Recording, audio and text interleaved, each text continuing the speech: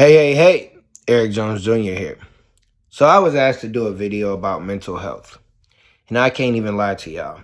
I didn't know what mental health was until I was like in my 30s.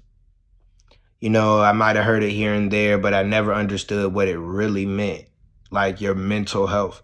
Because I was born with a disability. My arms are shorter than everybody else's. I had a rare disease called club hands. So being born with a disability, your mental health is already like in jeopardy because you're going through different surgeries, you're going with people bullying you, you're going with people judging you, always wanting to help you, not even giving you a chance to try. So your mental health is already messed up.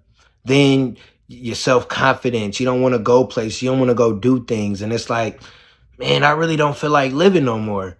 And that happened to me as a young age. Like, I don't know if I really want to be here. I don't really like school, really don't like people. So I don't know. And I went throughout, school, graduated, got that done, went to college. I don't know what I'm supposed to do. It's hard to get a job because people don't want to give a guy with short arms a job because they don't think he's qualified. So I went through life with messed up mental health.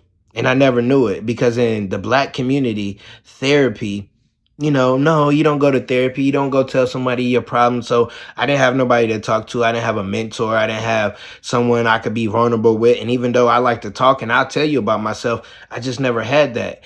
And then when I got about 30, someone was like, you need to get a counselor. And it's someone successful. So I'm like, I'm going to listen. Successful people know what they talking about. So I go and I get me a counselor and they like, after my first session, I'm like, I'm jacked up mentally.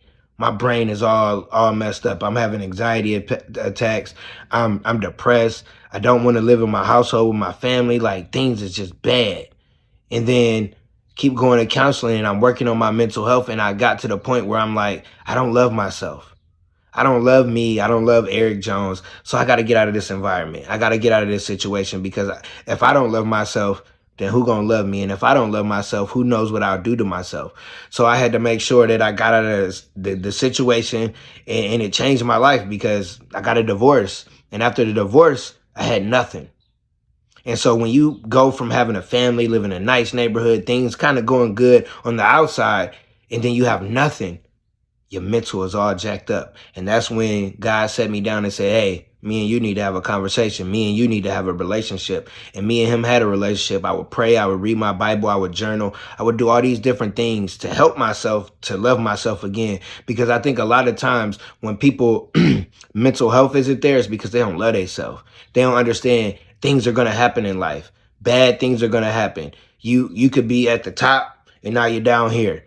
And things are going to change. It's just a moment. It's just temporarily. Just like when things are going bad for you, it's temporarily. So things that are good for you, they're going to happen. It might be temporarily, but it's going to come back around. But you got to be consistent in feeding your mind. We always consistent in feeding our bodies and making sure we fit and strong, but we're not feeding our minds because when you feed your mind, you help your mental health. You help your mental. You get stronger. You get that mental will that you need because that's what mental health is. It's about having strength mentally.